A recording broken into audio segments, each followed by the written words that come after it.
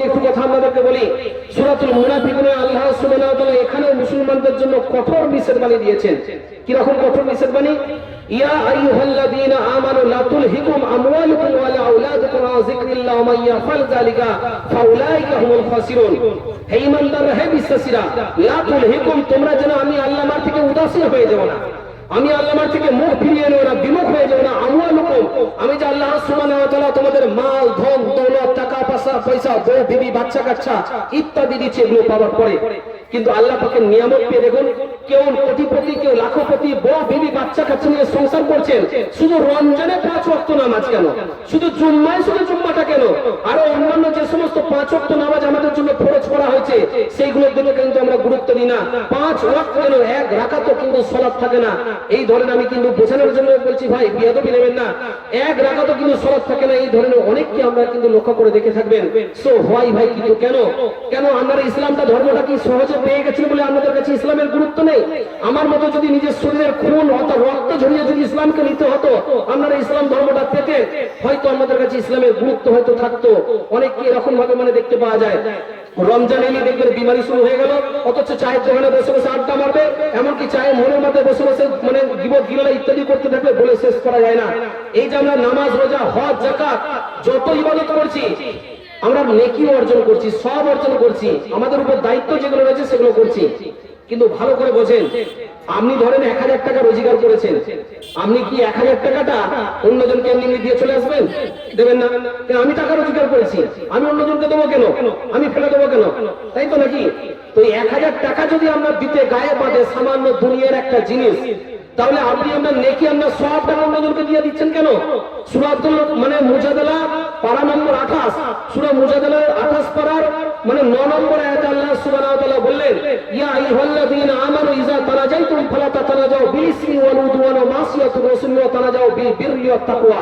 হে ঈমানদাররা, হে ঈমানওয়ালারা, তোমরা যারা ঈমান নিয়েছো, ইযা তানাজাইতুম, যখন তোমরা গোল টেবিল করো, যখন তোমরা গোপন পরামর্শ করো, তোমরা কি করো না, গোপন পরামর্শ গোল টেবিল করো না, বিল-ইসমি, গুনার কাজ নিয়ে।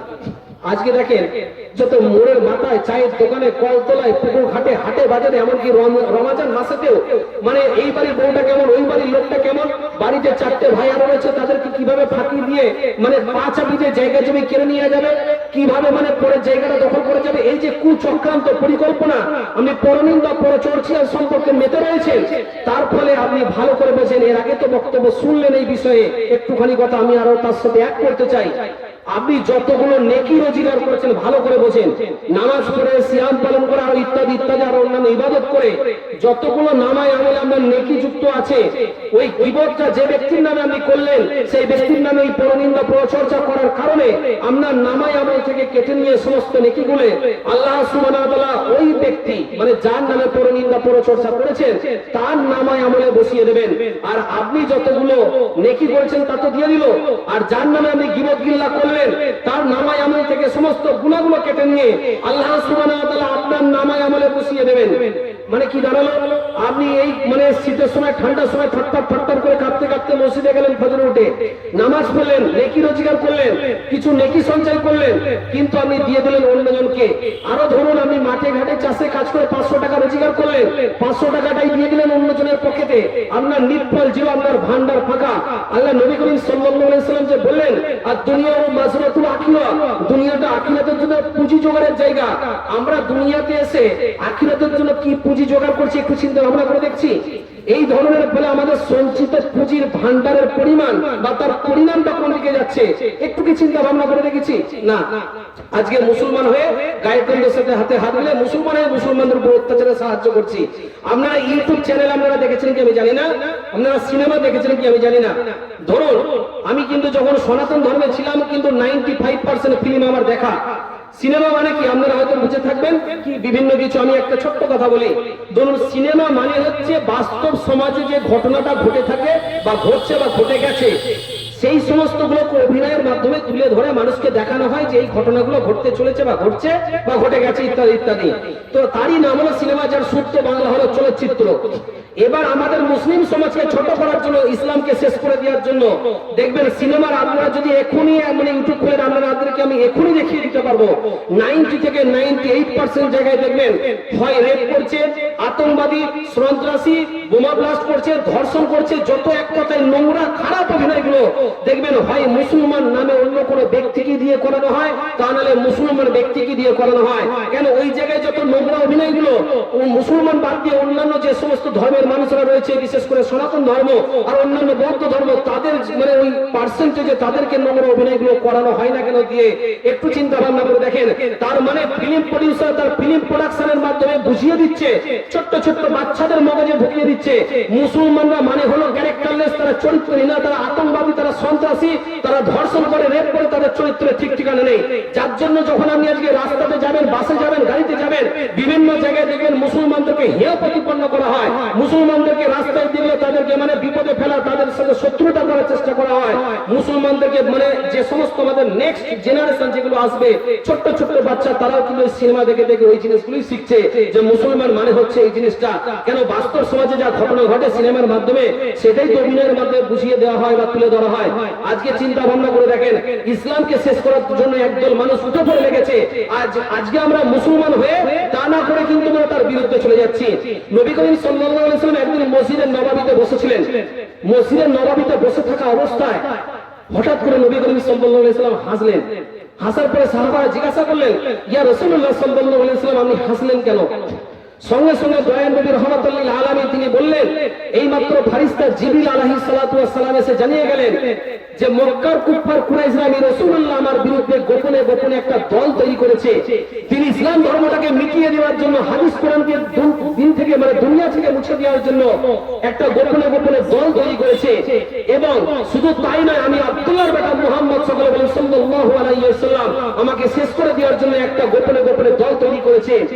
এবং এই দলে এই বিপদের সময় যে সমস্ত ব্যক্তিরা আমি রাসূলুল্লাহ আমাকে সাহায্য করবে, আমাকে দান করবে, আমার পাশে এসে দাঁড়াবে, ওই সমস্ত ব্যক্তিকে আল্লাহ সুবহানাহু ওয়া তাআলা দয়াল নবী রাহমাতুল লিল আলামিন বললেন, তিনি ফেরেশতা জিবরিল তাকে জানিয়েছেন যে আল্লাহ সুবহানাহু ওয়া তাআলা এই দানের বদৌলতে তাদেরকে জমিন ও আসমানের মতো বড় বড় জান্নাত দেবেন। বলুন সুবহানাল্লাহ। জমিন ও আসমানের মতো বড় বড় জান্নাত শুনে সঙ্গে সঙ্গে সাহাবারা থেকে আরম্ভ করে বিভিন্ন সাহাবারা, হযরত মানে আবু বকর সিদ্দিক রাদিয়াল্লাহু তাআলা আনহু, হযরত ওমর থেকে আরম্ভ করে বিভিন্ন সাহাবারা যে যার বাড়িতে চলে গেলেন। আপনারা ভাবছেন আজকে আমরা মুসলমানরা যদি একতা না থাকি, আজকে আমাদের পাশেই মসজিদ, আমি মসজিদে নামাজ পড়লাম, মসজিদটার অবস্থা কি দেখে। আজকে আপনার নিজের বাড়িটাকে পাকা দোতলা তিনতলা তৈরি করছেন, কোনো অসুবিধা নেই, আপনি মসজিদটা পাশে রয়েছে, আপনার একটু নিজের বিবেকে মাতে না। কিন্তু দেখেন মুসলমান সনাতন ধর্মের আর অন্যান্য মানুষদেরকে দেখেন, তাদের কিন্তু এই দিকে একতা অত্যন্ত স্ট্রং রয়েছে, অত্যন্ত শক্তিশালী রয়েছে। তারা যখন করে একটা ধর্মীয় স্থান মন্দির তৈরি করে সেই দিকে তারা ছুটে যায়। আজকে আমরা মুসলমানরা বাড়ির পাশে দেখেন বিশাল বড় একটা মানে আমাদের মানে প্রোগ্রাম চলছে, একটা মসজিদ রয়েছে, যে মসজিদের কিন্তু কোনো গুরুত্ব নেই না। অতএব মা বোনেদের প্রত্যেককে বলবো, জলসায় যারা উপস্থিত রয়েছেন, আপনাদের বেশি নয় বক্তব্য দিতে দিতে আমার জীবনের কাহিনীটাও বলবো, সময় হয়তো মানে জানি না কতটা রয়েছে, তবুও সংক্ষেপে আমি বলবো। তো আপনাদেরকে প্রত্যেককে বলবো, আপনারা দানের হাতটা বাড়িয়ে দেবেন। এই দানের বদৌলতে আল্লাহ সুবহানাহু ওয়া তাআলা আজকে যে দান করবেন, ভালো করে বোঝেন, আপনার রাস্তা দিয়ে হয়তো একটা মিসকিন যাচ্ছে বা একজন বসে রয়েছে, তাকে আমি দান করলেন 10 টাকা, কথাই বলছি ধরেন, আপনি একবারই নেকি পাবেন।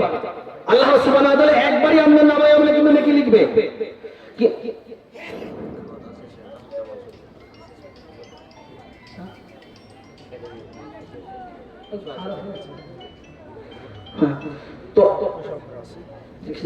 তো আপনার বাড়ির পেছনে মানে বাড়ির সাইডে কারো একটু দূরে একটা মানে এই যে মসজিদ, আপনাদের এই মসজিদ সম্পর্কে বলতে বলতে আমি একটু সাইড হয়ে গেলাম। তো সে বিষয়ে আমি আস্তে আস্তে যাচ্ছি। আপনারা দান সম্পর্কে যে কথাটা বললাম, এই দানের বিষয়ে অবশ্যই কিন্তু আপনারা গুরুত্ব দেন। আমি বেশি নয়, বলতে বলতে আমার নিজের জীবনের দিকে আমি যাবো। মাত্র আমি বেশি জনকে নেবো না, মাত্র 5 জনকে নেবো, মাত্র 5টা ব্যক্তিকে আমি দানের জন্য বলবো। 5টা ব্যক্তিকে কত করে বলবো, আমি বেশি বলবো না। বাসুরিয়াতে জলসা হয়েছিল, সেখানে আপনারা খোঁজ নিতে পারেন। এতটা মসজিদ মাদ্রাসা তৈরিতে তারা দান করছিল 3,75,000 টাকা আল্লাহ সুবহানাহু ওয়া তাআলা আমার হাত দিয়ে কালেকশন করিয়েছিল। আমাদের মাত্র 5 জনকে একটা কথা, এই ডেলিগেট স্পেশাল কেউ যদি খেতে ইচ্ছা জাগে তো এখনই গিয়ে খাওয়া দাওয়া করে নিতে পারেন। মোটামুটি 1 ঘন্টা 1.5 ঘন্টার মধ্যেই বোধহয় কাজ আপনাদের আমাদের কমপ্লিট হয়ে যাবে, জিনিসটা বন্ধ হয়ে যেতে পারে। তো আপনারা এখনই গিয়ে যারা মানে খেতে ইচ্ছুক গিয়ে খেয়ে আসতে পারেন।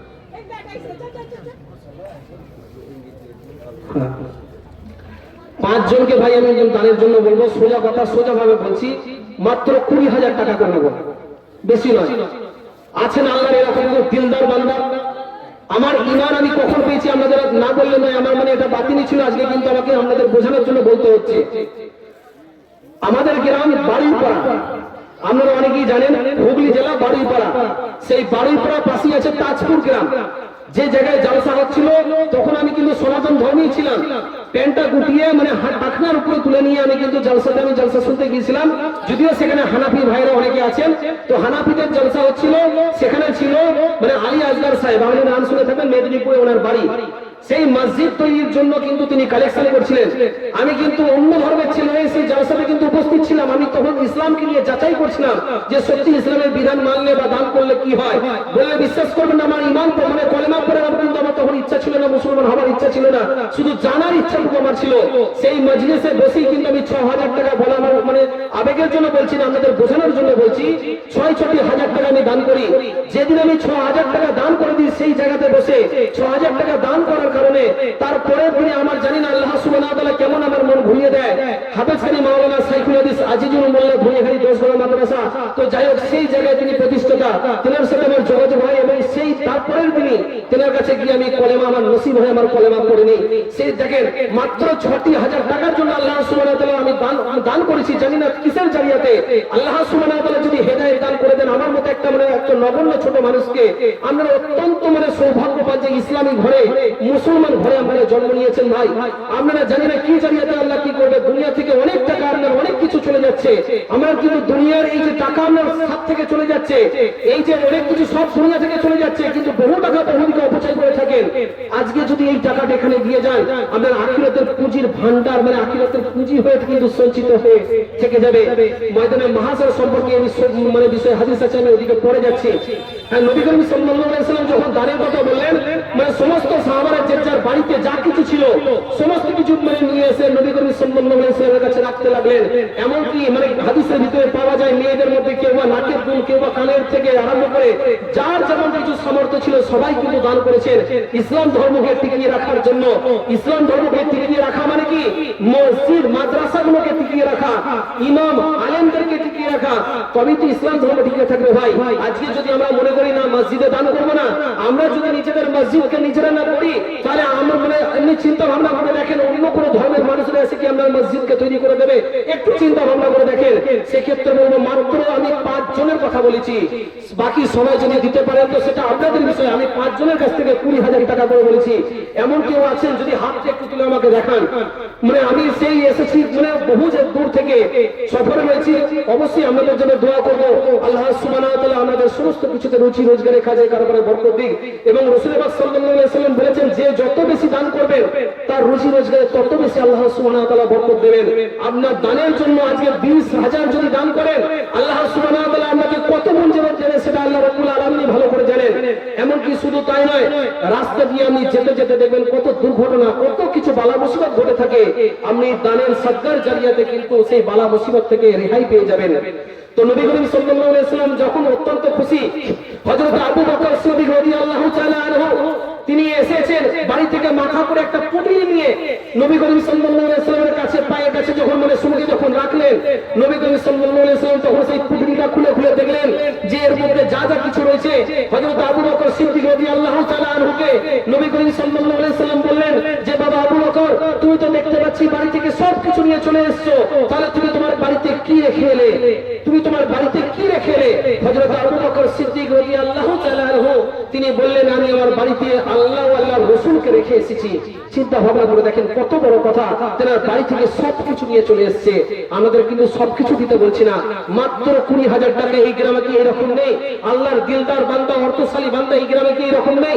আমি মাত্র 5 জনের হাত দেখতে চাই। যদি আপনার কাছে নাও থাকে আপনি লিখিয়েও দিতে পারেন, এখানে লিখিয়েও দিতে পারেন যে আপনি পরবর্তীতে আস্তে আস্তে আপনি দেবেন, কেন জলসাতে অতগুলো টাকা হয়তো অনেকে নিয়ে নাও আসতে পারে। তো সেক্ষেত্রে আপনাদের কাছ থেকে আমি দেখতে চাইছি, আমি ধরেন সনাতন ধর্ম থেকে ইসলাম ধর্ম গ্রহণ করে আপনাদের মসজিদের জন্য আপনাদের কাছে বসে কালেকশন করছি। এই দান কিন্তু আপনাদের বিপুলে জানেন, এই জায়গায় যে বসে আপনি দান করছেন আল্লাহর ঘরের জন্য যদি আপনি দান করেন, আল্লাহ সুবহানাহু ওয়া তাআলা আল্লাহর জন্য জান্নাতের ঘর নির্মাণ করবেন। বলুন সুবহানাল্লাহ। কিন্তু শুধু আমরা যদি চুপ করে বসে থাকেন ভাই, তাহলে আমাদের মসজিদ, আমাদের ইসলাম ধর্ম, আমাদের ইসলামকে টিকিয়ে রাখার জন্য কারা এগিয়ে আসবে? একটু চিন্তা ভাবনা করে দেখেন। নবী করিম সাল্লাল্লাহু আলাইহি ওয়াসাল্লাম তখন অত্যন্ত খুশি হয়ে গিয়ে যখন দোয়া করছিলেন, করার পরে তখন নবী করিম সাল্লাল্লাহু আলাইহি ওয়াসাল্লাম দূরের দিকে তাকিয়ে দেখলেন এক সাহাবী বসে রয়েছে, যে সাহাবীর পরনে মাত্র লজ্জাস্থানটুকু ঢাকার মতো একটু কাপড় আছে। সেই সাহাবী অত্যন্ত মনের দিক দিয়ে তিনি অত্যন্ত কান্নারত অবস্থায়, এরকম কাঁদছেন না, কাঁদু কাঁদু অবস্থা। সাহাবীকে জিজ্ঞাসা করলেন যে সাহাবী, তোমার চোখে পানি কেন? তুমি কাঁদু কাঁদু অবস্থা, তোমার চোখে তুমি কাঁদছো কেন? তখন সেই সাহাবী বললেন, ইয়া রাসূলুল্লাহ সাল্লাল্লাহু আলাইহি ওয়াসাল্লাম, আমি আপনার অত্যন্ত গরীব সাহাবী, যে আমি দ্বীন ইসলাম ধর্মকে টিকিয়ে রাখার জন্য আপনার পাশে দাঁড়ানোর জন্য দান করতে পারলাম না, যার জন্য আমার যেন কলিজাটা, আমার বুকটা যেন ফেটে যাচ্ছে, যার জন্য আমি অত্যন্ত মনের দিক দিয়ে ঠিক নেই, আমার চোখ থেকে ব্যথায় পানি বেরিয়ে চলে আসছে। চিন্তা ভাবনা করে দেখেন। সঙ্গে সঙ্গে সেই নবী করিম সাল্লাল্লাহু আলাইহি ওয়াসাল্লামকে সাহাবী বললেন, আপনি যদি আমাকে একবার অনুমতি দেন, তাহলে আমি আমার বাড়ি থেকে ঘুরে আসি। সঙ্গে সঙ্গে সেই সাহেব আবু দাউদের হাদিস থেকে বলছি, সেই সাহাবী বাড়ি চলে গেলেন। কিতাবের ভিতরে এসেছে, একটা কুঠিরের কাছে গেলেন, বাসির বলে ডাক দিলেন। বাসির বলে ডাক দিতে 7 থেকে 8 বছরের একটা ফুটফুটে ছেলে বেরিয়ে এসে বলছেন, আব্বাজান, আপনার চোখে পানি কেন? আপনি কাঁদছেন কেন আব্বাজান? আপনি তো আমার আব্বা, আপনি আমার মা, প্রতিদিন আমাকে এসে জড়িয়ে ধরে কত চুমু খান, আদর করেন। আমার তো মা নেই, আপনি তো আমার আব্বা, আপনি আমার মা, প্রতিদিন অত্যন্ত খুশি থাকেন, আজকে আপনি কাঁদছেন কেন? সঙ্গে সঙ্গে সেই সাহাবী বললেন, আমি তোমার এমন বড় মনে, এমন এক হতভাগা বাবা, এমন এক হতভাগা আল্লাহ নবী করিম সাল্লাল্লাহু আলাইহি ওয়াসাল্লামের সাহাবী, যে দ্বীন ইসলাম ধর্মকে টিকিয়ে রাখার জন্য দান করতে পারছি না, দ্বীন ইসলাম ধর্মকে টিকিয়ে রাখার জন্য নবী পাক সাল্লাল্লাহু আলাইহি ওয়াসাল্লামের পাশে আমি দাঁড়াতে পারছি না, যার জন্য আমি মনের দিক দিয়ে অত্যন্ত কষ্টের মধ্যে আমার যেন বুকটা ফেটে যাচ্ছে। আমি কিন্তু তোমার সঙ্গে শেষবারের মতো হয়তো দেখা করতে এসেছি। তখন সাহাবীর ছেলে জিজ্ঞাসা করলেন, কেন শেষবারের মতো কেন? তখন সেই সাহাবী বললেন, আমি যুদ্ধের ময়দানে গিয়ে যুদ্ধ করব, এই রকম মনস্থির করেছি, যদি জিহাদের মাঠে গিয়ে আমি যদি শহীদ হয়ে যাই, তুমি আমার ছেলে বাসি, হয়তো তোমার সাথে আমার আর দেখা হবে না, তার জন্য একটা হকের বিষয় থেকে শেষবারের মতো তোমার সাথে দেখা করতে এসেছি। সঙ্গে সঙ্গে সেই ছেলে নিজের চোখের পানিটা মুছে দিয়ে বললেন, আব্বাজান, আপনি আর দেরি করবেন না, যদি আমার আপনার ঘরে ছেলে হতো বা বউ হতো, কি করতো? আপনি কেন 20,000 টাকা দেবেন? আপনি কেন টাকা দান করবেন মসজিদ তৈরিতে? কেন গ্রামের অন্য কোনো লোক নেই? বা ছেলে কি হতো, লুঙ্গির মোচরটাকে ধরে টেনে বলতো, আব্বাজান দিতে হবে না, থাকতে হবে না, যেতে হবে না, থাকেন বাড়িতে থাকেন। যদি এইরকমটাই ভাবি, 5 জন গেলে 10 জন যদি এইরকম ভাবি, তাহলে ইসলামের জায়গা খুঁটিটা কোন দিকে যাবে? একটু চিন্তা ভাবনা করে দেখেছেন? সঙ্গে সঙ্গে সেই সাহাবীর ছেলে বাসিয়ে তিনি চোখের পানিটা মুছে নিয়ে বললেন, আব্বাজান, আপনি দেরি করবেন না, নবী পাক সাল্লাল্লাহু আলাইহি ওয়াসাল্লামকে আপনি কথা দিয়ে এসেছেন, কথা বলে এসেছেন, হয়তো আপনার জন্য অপেক্ষা করছে, বিয়াদবি হয়ে যাবে। সঙ্গে সঙ্গে সেই সাহাবী মদিনা থেকে মুনাওয়ারা ছুট দিয়ে বললেন, লাব্বাইকা ইয়া রাসূলুল্লাহ, ইয়া হাবিবাল্লাহ সাল্লাল্লাহু আলাইহি ওয়াসাল্লাম, আমি হাজির হয়ে গেছি। আমি দ্বীন ইসলামকে দাঁড় টিকিয়ে রাখার জন্য, দ্বীন ইসলাম ধর্ম, হাদিস, কুরআনকে টিকিয়ে রাখার জন্য আমি দান করব, আমি সাহায্য করতে চাই। তখন সাহাবীর কথা শুনে বললেন নবী পাক সাল্লাল্লাহু আলাইহি ওয়াসাল্লাম, সাহাবী, তুমি কি দেবে? তখন সাহাবী বললেন, ইয়া রাসূলুল্লাহ, ইয়া হাবিবাল্লাহ, আমার পরনে এক টুকরো কাপড় ছাড়া আর কিছু নেই, যে কাপড়টা দিয়ে শুধু আমি আমার লজ্জাস্থানটুকু ঢেকে রেখেছি। তবে আমি মনে করেছি যে দ্বীন ইসলাম ধর্মকে টিকিয়ে রাখা আমার জন্য অত্যন্ত সাহায্য করা জরুরি, যার জন্য আমি কিছু দান না করতে পারলেও, আমার কাছে কিছু না থাকলেও, আমি আল্লাহ রাসূলের খাতাতে আমার নিজের জীবনটাকে লিখিয়ে দিলাম। বলুন সুবহানাল্লাহ। চিন্তা করে দেখেন, তেনার কাছে কিছুই ছিল না, সামান্য একটু পরনে কাপড় ছিল, যে কাপড়টুকু দিয়ে নিজের লজ্জাস্থানটুকু ঢেকে রেখেছেন। ঢাকা যায় এতটুকুই কাপড় কিতাবের ভিতরে এসেছে, তারপরেও কিন্তু তেনার দিল দেখেন ইসলামের প্রতি, আল্লাহ রসুলের প্রতি কতটা দিল দেখেন, আল্লাহ পাক রব্বুল আলামিনকে কতটা ভালোবাসেন, নবীকে কতটা ভালোবাসেন, নিজের জীবনটাকে আল্লাহর খাতাতে লিখিয়ে দিলেন। কিন্তু আপনাদের কাছে আমি এসে বক্তব্য রাখছি, বলছি গলা ফাটিয়ে, কিন্তু আপনারা এখনো পর্যন্ত কেউ একজনেরও কিন্তু হাত দেখতে পাচ্ছি না। আপনারা যদি ওদিকে না হয়, যদি 10 যদি না পারেন, অন্তত 20 যদি না পারেন 10 করে দেওয়ার চেষ্টা করেন, বা একটা মসজিদ তৈরি করতে বালি, সিমেন্ট, রড, ইট থেকে আরম্ভ করে বহু কিছু লাগে। আজকে যদি আপনি মসজিদের জন্য দান করেন, রাস্তা দিয়ে একটা মিসকিন গেলে আপনি একবার নেকি পেলেন, আপনি মসজিদ তৈরিতে দান করবেন, দান করার জন্য সদকায়ে জারিয়া নেকি হবে। অর্থাৎ এটা একটু ভেঙে বলে দিই, এখন যে আপনি দানটা করার নিয়ত করলেন, করেননি, ধরেন দান করার নিয়ত করেছেন, এই দান করার নিয়ত করার কারণে এখন থেকে নিয়ে আরম্ভ করে আল্লাহ সুবহানাহু ওয়া তাআলা কিয়ামত হওয়ার আগে পর্যন্ত আপনি কবরে চলে গেলেও প্রতি মুহূর্তে ফারিস্তাই ভাবে কিন্তু আপনার নামায় আমলে নেকি বসাতেই থাকবে, নেকি বসাতেই থাকবে। যে নেকি লেখাটা কিন্তু শেষ হবে না, যেটা একটা সদকায়ে জারিয়া নেকি। আপনার পিতামাতা হয়তো অনেকেই মারা গেছেন, আপনার বাবা মা হয়তো অনেকেরই দেখবেন, বাবা মা, দাদা দাদি, নানা নানি অনেকেই মারা গেছেন, কবরে দেখবেন তারা চলে গেছেন, তাদের আমল বন্ধ হয়ে গেছে, 3টা আমল মানে এছাড়া কোনো নেকি আপনারা পৌঁছায় না জানেন, তো আপনারা তাদের নামেও দান করতে পারেন। অবশ্যই আপনাদের গৌরব দান করেন, তাহলে কিন্তু আমি আস্তে আস্তে আগের দিকে কিন্তু আরো আস্তে আস্তে এগিয়ে যাব। এবং দানের জন্য মা বোনদের কাছে মানে বলবো যে কাউকে দু একজনকে গিয়ে সেখানে চাদরের মাধ্যমে কিছু টাকা কালেকশন করার জন্য। যাই হোক, আপনারা মা বোনেরা, আপনারা ইসলামে আপনাদের যথেষ্ট অগ্রদান রয়েছে, আপনারা মন খুলে দান করার চেষ্টা করেন। আজকে দুনিয়া থেকে বহু কাজ করে যাচ্ছেন, কিন্তু একটা সরকারি জারিয়া নাকি আপনাদের গ্রামের মসজিদ, এই মসজিদ তৈরি করতে যদি আপনি দান করে যান, সাহায্য করে যান, হয়তো সেই দিন ময়দানে মাহাশরে সে সম্পর্কে বলি, নবী করিম সাল্লাল্লাহু আলাইহি ওয়াসাল্লাম সাহাবীদেরকে বারে বারে তাগিদ দিতেন, শোনো সাহাবারা, তোমরা ময়দানে মাহাশর থেকে নাজাত পাওয়ার জন্য এখন থেকে আল্লাহ রাব্বুল আলামিনের কাছে সাহায্য প্রার্থনা করো। তখন একদিন সাহাবারা জিজ্ঞাসা করেই বসলেন, ইয়া রাসূলুল্লাহ সাল্লাল্লাহু আলাইহি ওয়াসাল্লাম, আপনি এই কথা বারে বারে কেন বলেন? তখন নবী করিম সাল্লাল্লাহু আলাইহি ওয়াসাল্লাম সূরাতুল মুমতাহিনার 3 নম্বর আয়াত তিনি তুলে বললেন, লান তানফাকুম আরহামুকুম ওয়ালা আওলাদুকুম ইয়াউমাল কিয়ামা ইয়াফজিলু বাইনাকুম আল্লাহু বিমা তা'মালুনা বাসীর।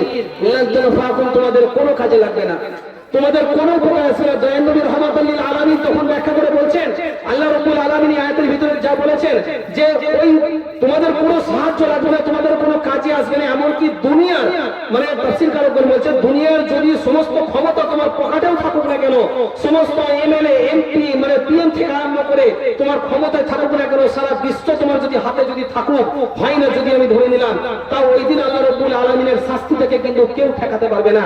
আর কে ঠেকাতে পারবে না? ওয়ালা আওলাদুকুম, যে আল আওলাদকে খাওয়াচ্ছেন, পড়াচ্ছেন, বড় করছেন, তারা কি খাবে, তারা কি করবে, এই নিয়ে ব্যস্ত হয়ে যাচ্ছেন, দুনিয়া করে পাগল হয়ে যাচ্ছেন। যে ছেলেকে পড়াতে গিয়ে, যে মেয়েকে বড় করতে গিয়ে আপনি নামাজ কাজা করছেন, রোজা ছেড়ে দিচ্ছেন, সিয়াম ছেড়ে দিচ্ছেন, এমনকি দ্বীন ইসলাম থেকে গাফিল হয়ে আপনি চলে যাচ্ছেন। ওই দিন ময়দানে মাহাশরে কিন্তু আমরা ছেলে মেয়েও আপনাকে কিন্তু ঠেকাতে পারবে না। সহিহ তিরমিজির হাদিসের ভিতরে পাওয়া যায়, নবী করিম সাল্লাল্লাহু আলাইহি ওয়াসাল্লাম বলছেন, ওই দিন ময়দানে মাহাশরে এমন ঘটনা ঘটবে যে এমনও ছেলে পাওয়া যাবে যে ছেলে নিজের বাবাকে জমিনেতে শুইয়ে দিয়ে ওই ছেলে বাপের বুকের উপরে পা দিয়ে কিন্তু দাঁড়িয়ে থাকবে। এমনও মা পাওয়া যাবে যে মা তার মেয়েকে কিংবা যে মেয়ে তার মাকে জমিনেতে শুইয়ে দিয়ে ওই মেয়ে বা মা তার বুকের উপরে পা দিয়ে কিন্তু দাঁড়িয়ে থাকবে। ওই দিন ময়দানে মাহাশরে আপনাকে কে বাঁচাবে? আজকে যদি দুনিয়াতে থাকতে থাকতে আমি যদি দানটা করে যাই, সবচেয়ে জানি আমরা অনেকেই আমলের দিক দিয়ে কমজোরি, আমাদের প্রত্যেকের জন্য যে সমস্ত ফারজিয়াত হুকুম অন্যান্য ইবাদত আছে সেগুলো তো করা দরকারি, তার সাথে সাথে আমরা তাও কিন্তু সঠিকভাবে আদায় করতে পারি না ভাই। কিন্তু ময়দানে মাহাশরে আল্লাহ রাব্বুল আলামিন আমাদের প্রত্যেককে জান্নাত দেওয়ার জন্য বহু জারিয়া খুঁজবে। হতে পারে আপনার এটা একটা জারিয়া হয়ে যেতে পারে। এই সবকে সহিহ আবু দাউদে একটা হাদিস আছে,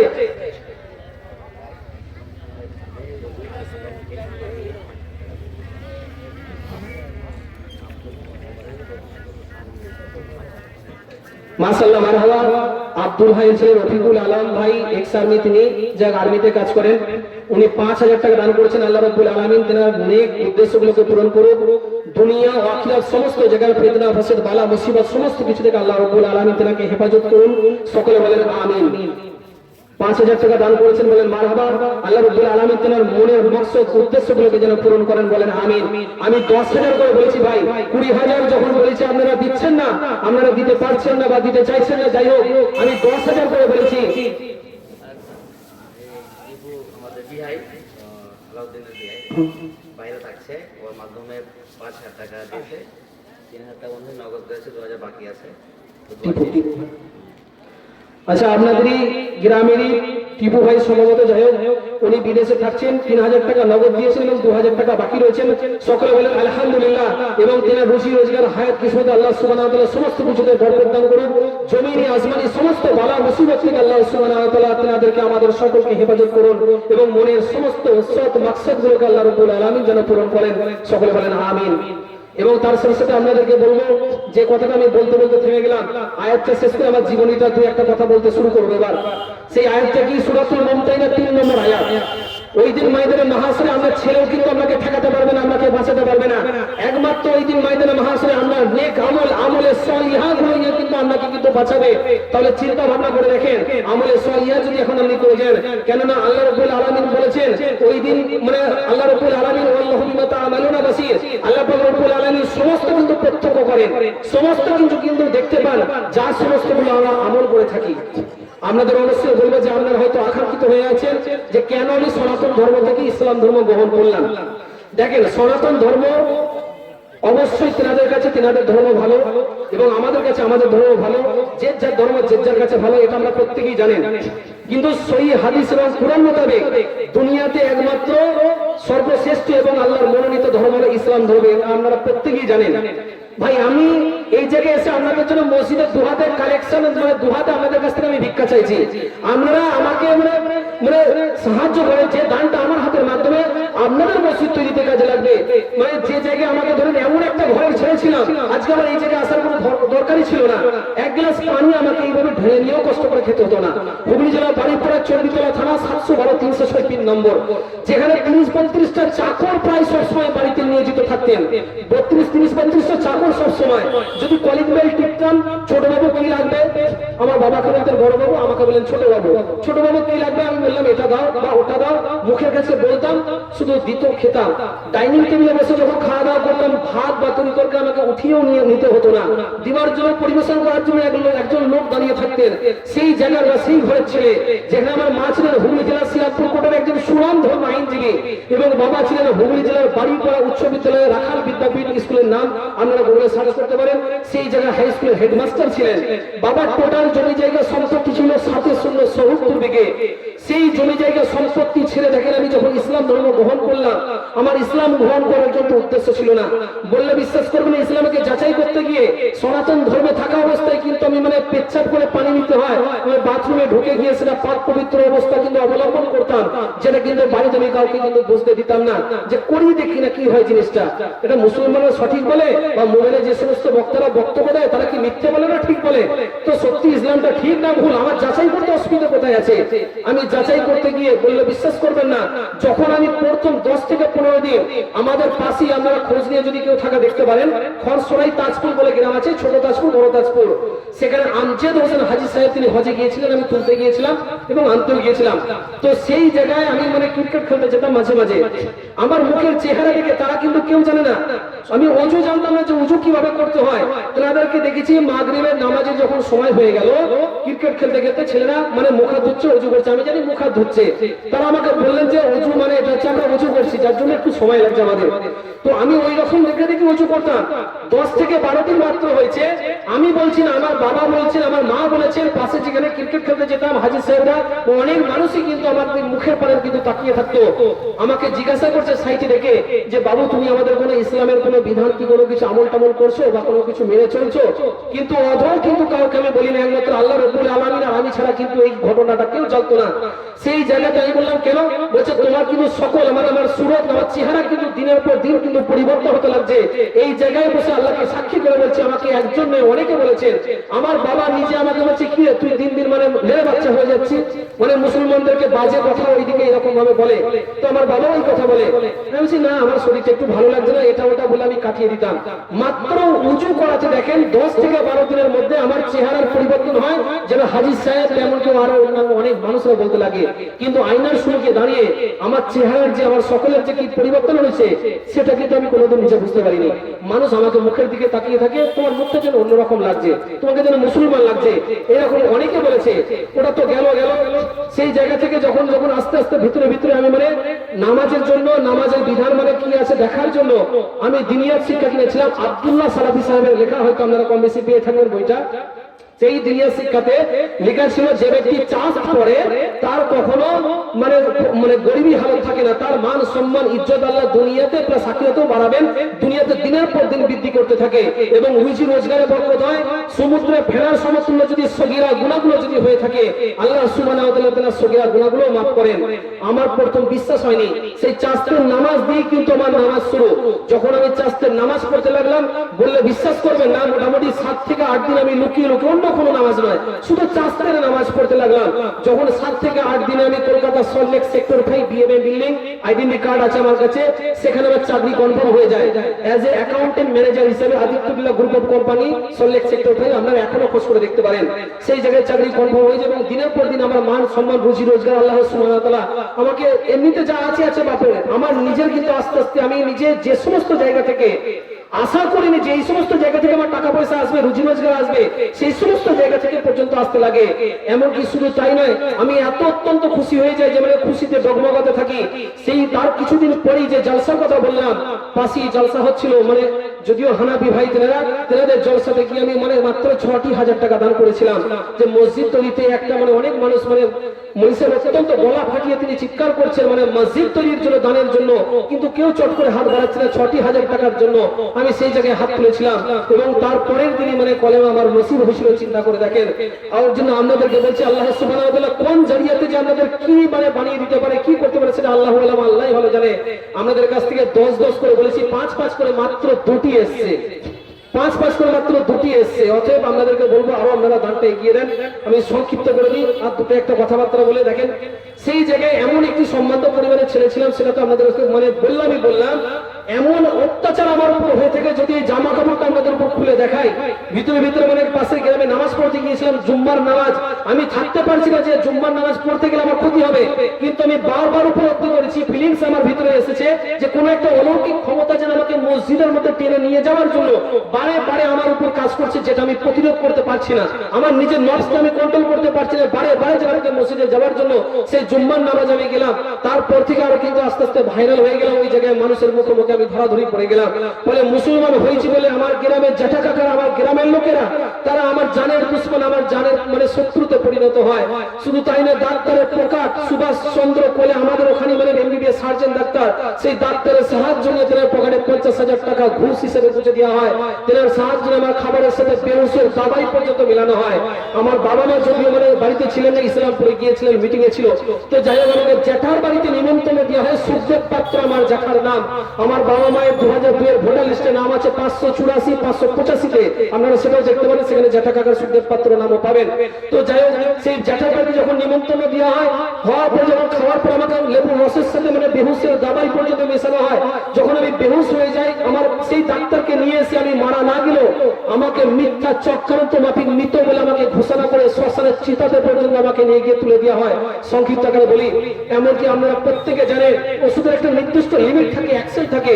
যখন আমার জ্ঞানটা ফিরল, আমি দেখলাম আমার বাবা হাতে আগুনটা এরকম ধরে রয়েছে, আর যদি কিছু মুহূর্ত দেরি হতো আমি তো পুরো শেষ হয়ে যেতাম। আল্লাহ রাব্বুল আলামিনের ইচ্ছায় সেটাই হয়ে থাকে যেটা তিনি চায়। যখন মানে আমার জ্ঞানটা ফিরল, বাবা এরকম ধরেই রয়েছেন, সেখান থেকে যখন বাড়িতে আমাকে বাঁচিয়ে নিয়ে আসা হলো, ঘরের ভিতরে 3-3টে মাস শুধু ইসলাম ধর্ম ছাড়ানোর জন্য, মুসলমান ধর্ম ছেড়ে দেওয়ার জন্য আমার উপর টর্চার অত্যাচার করা হয়। আমার এই জায়গায় সেলাই করা হয়েছে, কলেমার দাওয়াত দিয়েছিলাম বলে মাথা ফাটিয়ে দিয়েছে, এই কারণে ঠিকভাবে শুনতে পাই না, কানের পর্দা পর্যন্ত ফাটা রয়েছে, সমস্ত মেডিকেল রিপোর্ট আমার কাছে আছে, আমার কাছে ব্যাগে এখনো পর্যন্ত আছে। আমাদের তিমিরপুরাতে মাদ্রাসায় ব্যাগে আমার কাছে সমস্ত রাখা রয়েছে। এমনকি শুধু তাই নয়, সেই জায়গাতে কারেন্টের পোস্টে বেঁধে আমাকে ব্লেড দিয়ে ছিঁড়ে কাঁচা লবণ দিয়েও যারা যন্ত্রণা দেওয়া হয়, কষ্ট দিয়ে ইসলাম ধর্ম ছাড়ানোর জন্য। কিন্তু দেখেন আপনারা, এত অত্যাচার আপনাদের ইসলামের বিধান মানার জন্য, আল্লাহ রসুলকে ভালোবাসার জন্য কেউ এত অত্যাচার করে না, তবুও কিন্তু আপনারা ইসলাম থেকে বিমুখ থাকেন, দান খয়রাত থেকে বিমুখ থাকেন। মসজিদ আল্লাহর ঘর, সেই জায়গাকে দান করা থেকে আমরা কেন বিমুখ রয়েছেন, একটু চিন্তা ভাবনা করে দেখেন। এমনকি অবস্থা রাত্রি, যে রাত্রিতে আমাকে বলি দেবেন বলে পরিকল্পনা করেছিলেন, সেই রাত্রিতে আমি বেরিয়ে এসে আপনাদের, যখন আমি রাত্রিতে বেরিয়ে আসি একটু বলি, সেই রাত্রিতে যখন আমি নিজের জীবনটা মানে ছেড়ে যখন বেরিয়ে আসি, দেখে শ্মশানে পুজো হচ্ছে, আমার মা জন্মদাত্রী মা কাতলা মাছের মতো ছটফট করছে, আমাকে বাড়ি থেকে কিভাবে বার করে দেবেন। যদিও প্রথমে চাবি খুঁজে পাইনি, পরে আমাকে ঘর থেকে বার করে দেওয়া হয়। আমাদের বাড়ি পড়া এবং মির্জাপুর মাখুপুর মাঝখানে একটা ঘন বাবলা গাছের জঙ্গল আছে। সেই রাত্রিতে আমি বাড়ি থেকে বেরিয়ে আসি, আমার পায়ে এই সমস্ত জায়গায় দেখবেন কাঁটাও আছে। যাই হোক, সে বেরিয়ে এসে আমার পাটা কোথায় পড়ছে আমি নিজেও জানি না, পায়ে অনেক কাঁটাও দিতে চায়। জঙ্গলে অবস্থা, রাত্রিতে মোবাইলের চার্জ পর্যন্ত ফুরিয়ে যায়। সেই রাত্রিতে মানে বাড়ি থেকে ছুটে আসতে আসতে আল্লাহকে বলছি, আল্লাহ আমি তোমাকে ভালোবেসে, আমি দিন ইসলাম ধর্ম গ্রহণ করছি, তোমাকে ভালোবেসে আমি ফিরে যাচ্ছি ইসলামের দিকে, আমি সবকিছু ছেড়ে যাচ্ছি, আমাকে শুধু একটু সহি সালামত রাখো, আমাকে একটু হেফাজত করে যেন আমি ইসলামের মধ্যে থেকে যেন দুনিয়াদারি না হয়ে যেতে পারি, যেন বেঁচে ইমানের সাথে মরতে পারি। সেই রাত্রিতে বেরিয়ে বাবলা গাছের জঙ্গলে আমি রাত কাটাই। এমনকি ফার্স্ট ট্রেন বর্ধমানে স্টেশনে এসে বসি। সেই বর্ধমানে থাকা অবস্থায় আমি ব্যাংক অফ ইন্ডিয়াতে গিয়ে আমি আমার মানে টাকা উইথড্রল করার জন্য কিন্তু মানে লিখিত মানে উইথড্রল স্লিপ জমা দিই আমার ব্যাংক থেকে। আমার বাবা কিন্তু তেনার পার্সোনাল অ্যাকাউন্টেন্ট ছিলেন, আমার চেক বইয়ে সাইনও করা ছিল কয়েকটা, সমস্ত টাকা আমার ব্যাংক থেকে উধাও করে নিয়ে হয় উনি। যার ফলে আমি কিন্তু একেবারে নিশ্চয় হয়ে যাই কিছু রাজমিস্ত্রি ভাইয়ের সাথে পরিচয় হয়ে প্রথমে আপনাদের চাকুলিয়া খানাটা হয়তো আপনারা চিনে থাকবেন, সেখানে বিজুলিয়া গ্রাম, সেই জায়গায় চলে আসি তেনাদের মাধ্যমে। বর্তমানে গঙ্গারামপুর বাসুলিয়া সেই জায়গাতে থাকছি, মাথা গোজরে বলতে জায়গা নেই, জায়গা আপনাদের দুয়ার বদৌলতে সাহায্যের অবদানে পড়াশোনা শিখছি। আপনাদের মোজাম্মেল মাওলানা সাহেব হয়তো আপনারা অনেকেই চিনবেন, ভাদু মাদ্রাসা, সেখানে সুলেমান মাস্টার আরো কমিটির লোকেরা আমাকে বলেছেন পড়াশোনা আমার হয়তো শেষ করে সেখানে শিক্ষকতা করার সুযোগ দেবেন। অতএব দেখেন আপনাদের কাছে এসেছি, আল্লাহ রাব্বুল আলামিন যদি আমার মতো গুনাহগার আদমকে হেদায়েত দান করেন, আপনাদের কেন করবেন না? যতটুকু সময় গেছে ভাই যাক, এই কথাটা বলে শেষ করে দিই। বাকি যতটুকু সময় আছে আমি কেউ জানি না। আপনি তওবাতুন নাসুহা করে যদি আল্লাহর কাছে ফিরে আসেন, আল্লাহ রাব্বুল আলামিন অত্যন্ত দয়াময় দয়ালু, তিনি হয়তো চাইলে মাফ করে দিতে পারেন। অতএব আমরা আজ থেকে আল্লাহর কাছে মানে ওয়াদাবদ্ধ হই যে আমরা আল্লাহর রাস্তায় ফিরে আসবো। হাত তুলে ওয়াদাবদ্ধ করি, বলেন সকলে বলেন আল্লাহর রাস্তায় আমরা ফিরে আসবো তো? আল্লাহর রাস্তায় ফিরে আসবো তো? জীবনে যা গুনাহ হয়েছে আমরা যেন তওবা করে আল্লাহর রাস্তায় আজ থেকে যেন ফিরে আসতে পারি। সকলে বলেন আলহামদুলিল্লাহ। আল্লাহ সুবহানাহু ওয়া তাআলার কাছে দোয়া করি, আল্লাহ সুবহানাহু ওয়া তাআলা যেন আমাদের সকলকে কবুল করেন, আমাদেরকে দুনিয়া থেকে ঈমান আমল নিয়ে যাওয়ার মতো যেন তৌফিক ইনায়েত করেন। সকলে বলেন আমিন। আল্লাহ সুবহানাহু ওয়া তাআলা আমাদের সকলকে ময়দানে মাহশরে ডান হাতে আমল নামা দিয়ে যেন জান্নাতুল ফিরদাউসের মধ্যে যেন দাখিল করেন। সকলে বলেন আমিন। আমার মা মুসলমান হয়েছেন আগের বছর রমজানের 3টে জুম্মা আগে, মা অত্যন্ত কষ্টে আছে, এই কথা বলে শেষ করে দিচ্ছি। মা বাবার কাছেই রয়েছেন, মা চেষ্টা করছেন যে বাবাও যাতে মুসলমান হয়ে যায়। যদি এরকম হয় ওদিক থেকে জমি জায়গা বিক্রি বাটা করে এদিকে চলে আসবেন। আপনারা অত্যন্ত আমার বাবার জন্য দোয়া করবেন যেন আল্লাহ রাব্বুল আলামিন আমার বাবাকে হেদায়েত দান করেন, ততই পবিত্র ইসলাম ধর্মে আমার আসার সৎ নেক উদ্দেশ্য তথা আমাদের সকলের মনের সৎ নেক উদ্দেশ্যটাকে যেন পূরণ করে দেন। সকলে বলেন আমিন। এবং বলার মধ্যে যদি কোনো ত্রুটি বিচ্ছুতি বা বেয়াদবি বা ছোট ভাই হিসেবে আমাকে ক্ষমা করে দেন যদি হয়ে থাকে। আসসালামু আলাইকুম ওয়া রাহমাতুল্লাহি ওয়া বারাকাতুহু। এই যে মা বোনদের কাছ থেকে দানগুলো এসছে, যারা যে উদ্দেশ্য দিয়েছেন ওনাদের উদ্দেশ্যকে পুরা করেন। আমিন আমিন। আল্লাহ রাব্বুল আলামিন মা বোনদের সমস্ত আশা আকাঙ্ক্ষা উদ্দেশ্যগুলোকে যেন পূরণ করেন। সকলে বলেন আমিন। আল্লাহ সুবহানাহু ওয়া তাআলা প্রত্যেক মা বোনকে পর্দা নাসিনা